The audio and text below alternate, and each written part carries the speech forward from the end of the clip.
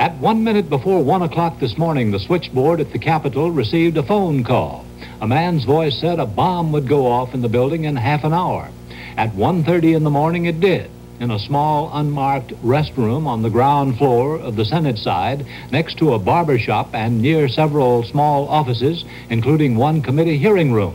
For a report on the first serious damage to the nation's foremost structure since the British burned it in 1814, here is ABC congressional correspondent Bob Clark. There was alarm for a time that other bombs might still be hidden inside the Capitol. Police used dogs specially trained to sniff out explosives in a painstaking search both inside and outside the building. The single bomb set off by a timing device left the men's room a shambles, plumbing demolished, bricks and plaster ripped from walls. Army and FBI experts sifted the debris, seeking a clue to the nature of the explosive.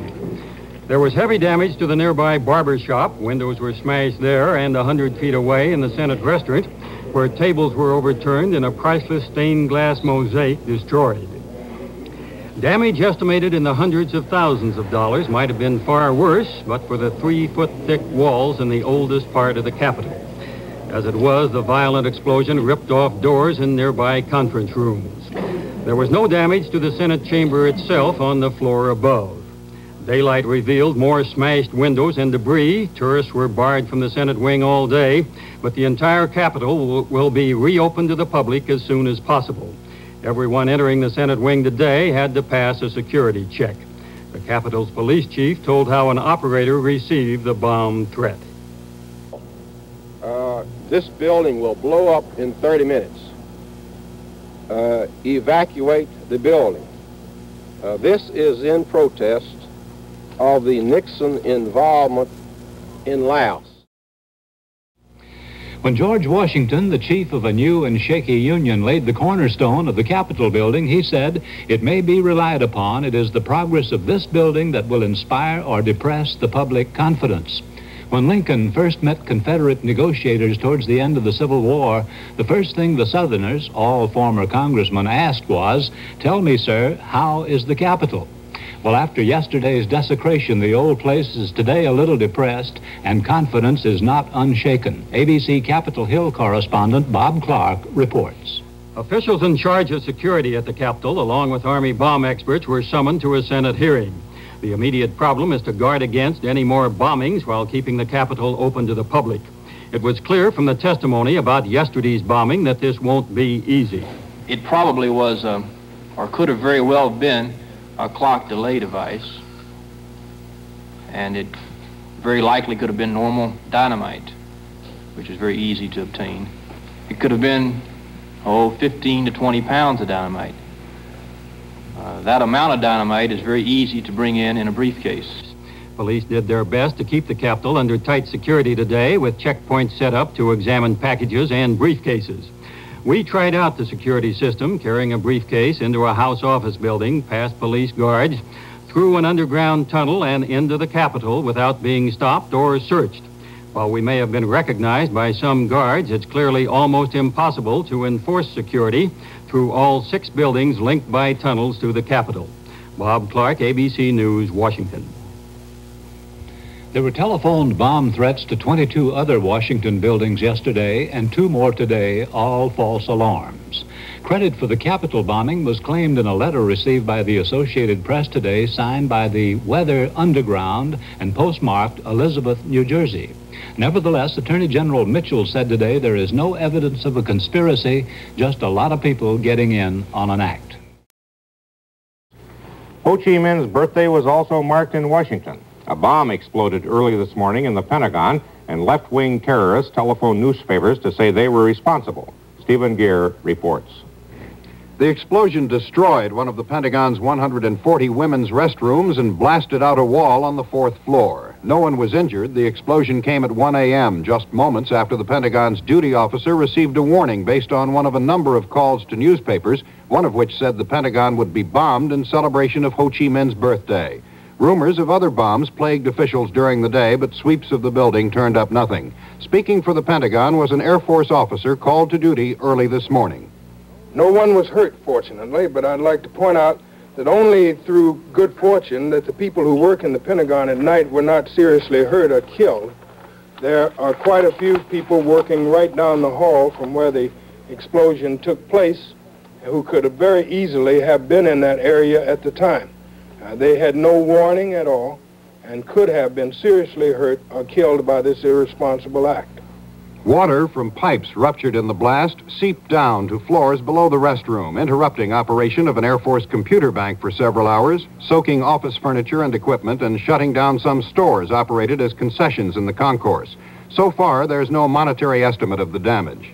Much of the Pentagon is a public area with visitors and tourists roaming through the halls, but security was tighter today than yesterday. Ironically, before the explosion this morning, the order had gone out here at the Pentagon to tighten security measures. Because of anti-war demonstrations scheduled for this weekend in Washington and plans to block access to the Pentagon on Monday, packages were to be inspected beginning at 7 o'clock this morning. That's 6 hours after the explosion. Stephen Gear, ABC News, at the Pentagon. People calling themselves members of the Weather Underground last night planted bombs in federal office buildings in Washington and Oakland, California. The group, apparently an offshoot of the old radical Weathermen of the 1960s, claimed the bombs were set to protest American support for South Vietnam and Cambodia. We have reports, first from ABC's Ted Koppel at the State Department. There are very few positive things to say about planting an explosive in a government building, but as an attention-getting device, it's hard to argue with the effectiveness of that bomb that went off in a third-floor washroom here at the State Department early this morning. About 20 offices, all of them empty at the time, were damaged, a few of them by the explosion itself, most of them by water leaking out of ruptured pipes. State Department spokesman Robert Anderson read a prepared statement in behalf of Secretary Kissinger. All of us, including Secretary Kissinger, are relieved that no one was killed or injured by this totally senseless act. At midday, the Associated Press got a phone call from a man saying he was with the Weather Underground and that bombs would explode at the Departments of Interior and Agriculture and the Smithsonian before the day was out. Some 4,500 workers at the Interior Department were eating lunch when they were told to evacuate immediately. Most went home for the day, others stayed to watch. Police used dogs specially trained to sniff out bombs in their search of the Interior Department building, but no bomb was found. At the Smithsonian, security was increased, people were watched, but there was no evacuation. Again, tightened security, but no evacuation at the Department of Agriculture. During a search, someone found a suspicious package, but it turned out to be some old bottles of wine. David Garcia, ABC News, Washington. That other bomb threat was a dramatic one at a military induction center in Oakland, California today. We get details from newsman David Louie of station KGO-TV in San Francisco. Police cordoned off 6 blocks around the downtown Oakland induction center after the news media received telephone bomb threats. When no bomb went off after an all-night vigil, a dog trained to detect explosives led a search party into the building. The dog failed to find the bomb, but a federal agent did in the Navy's 7th floor offices. A Navy demolition crew rushed in. The device was found above a panel in the false ceiling inside a black suitcase. With daylight came scores of spectators held behind police lines. As tense minutes turned into hours, the black suitcase bomb was pulled from the side door at the end of a rope. The demolition team, black-suited and shielded, approached the bomb with a lead pellet blanket and detonating devices.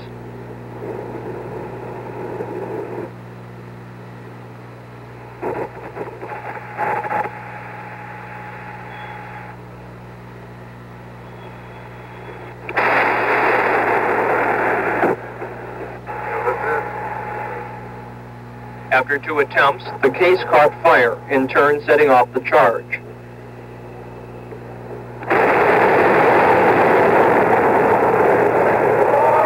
With the bomb still ticking, officials said they had no choice but to blow it up in the street.